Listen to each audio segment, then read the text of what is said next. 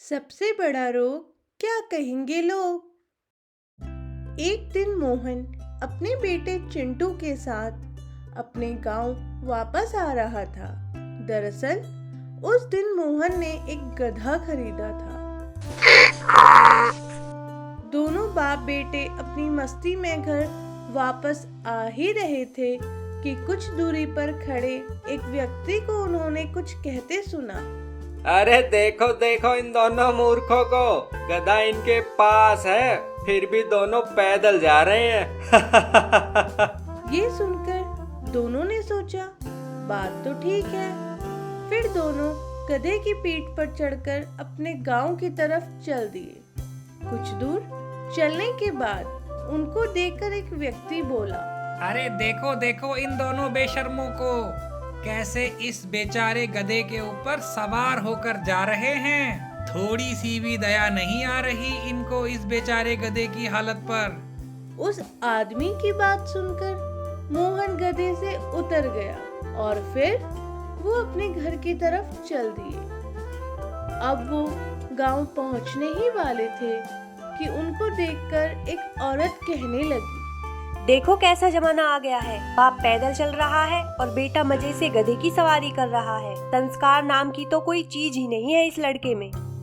ये सुनकर चिंटू नीचे उतर आया और मोहन गधे की सवारी करते हुए चलने लगा।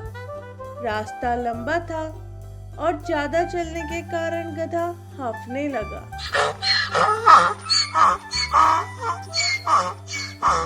तभी रास्ते से गुजरता हुआ एक भिखारी बोला, अरे बेवकूफ, कुछ तो दया करो इस बेजुबान जानवर पर, क्यों इसकी जान लेने पर तुले हुए हो। अब भिखारी की बात सुनकर और गधे की हालत देखकर मोहन और चिंटू डर गए, क्योंकि कई दिनों तक मेहनत करके कमाए हुए पैसों से उन्होंने बड़ी मुश्किल से ये गधा खरीदा था। अब वो इस गधे को नहीं खोना चाहते थे। तो फिर दोनों ने फैसला किया कि वो गधे को एक बांस के डंडे से बांधकर और उसको अपने कंधे पर लटकाकर ही घर लेकर जाएंगे। फिर गधे को अपने कंधे पे लटकाकर वो घर की तरफ चल दिए और कुछ ही देर में अपने गांव पहुंच गए।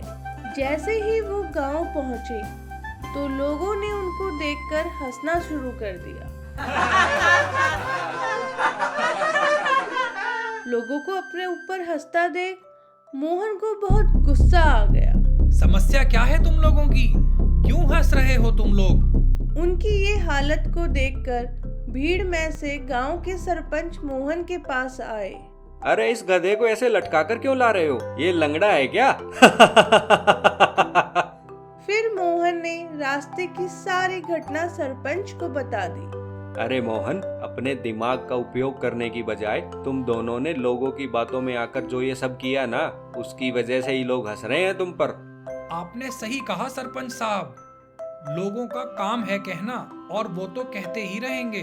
अब मुझे समझ में आ गया कि इस दुनिया में ज्यादातर लोग इसी रोग से परेशान हैं। कौन सा रोग? यही कि सबसे बड़ा रोग क्या कहेंगे लोग। मेहनत या किस्मत। उत्तर प्रदेश के बलिया गांव में दो सगे भाई रहते थे।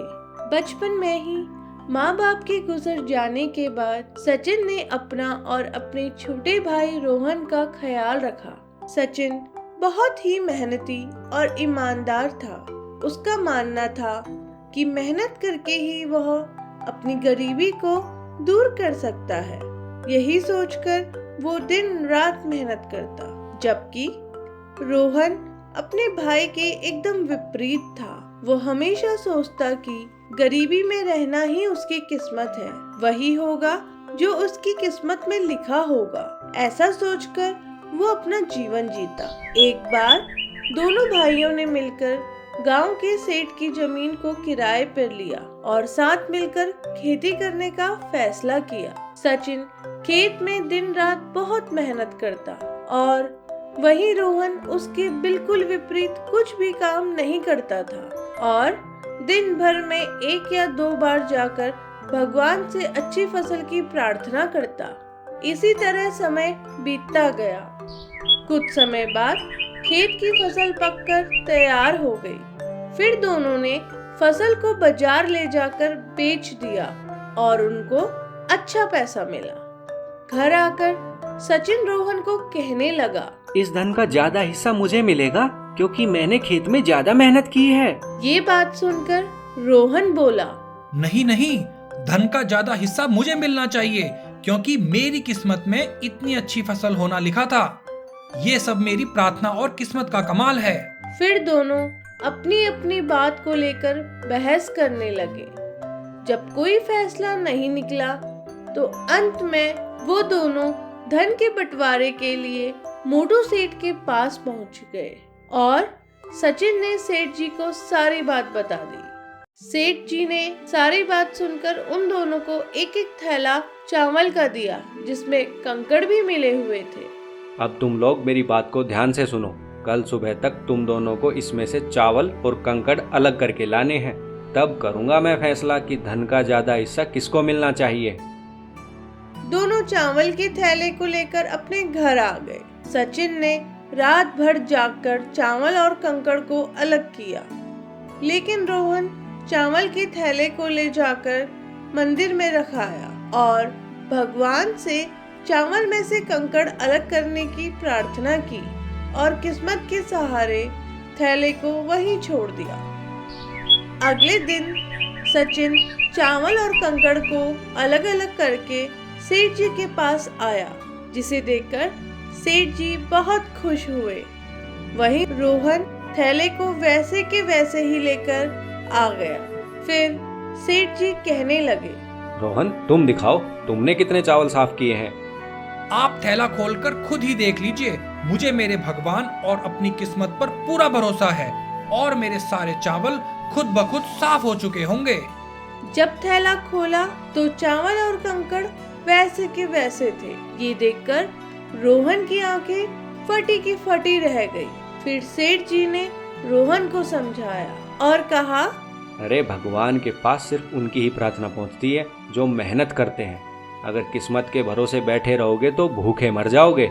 जीवन में मेहनत करना सीखो, किस्मत खुद ब खुद अच्छी हो जाएगी। फिर सेठ जी ने धन का ज्यादा हिस्सा सचिन को दे दिया। इस घटना से रोहन की आंखें भी खुल गई और फिर वो अपने भाई के साथ मिलकर जी जान लगाकर मेहनत करने लगा और अब की बार उनकी फसल पहले से भी अच्छी हुई। कुछ ही दिनों में दोनों भाइयों ने मेहनत से अपनी किस्मत को बदल दिया और गरीबी को हमेशा हमेशा के लिए दूर कर दिया। अगर आपको हमारी ये कहानी अच्छी लगी तो जल्दी से इस वीडियो को लाइक कर दो और हाँ, चैनल को सब्सक्राइब करना तो आप बिल्कुल भी मत भूलना। तभी तो रोज आप हमारी अच्छी अच्छी कहानियाँ सुन पाएंगे।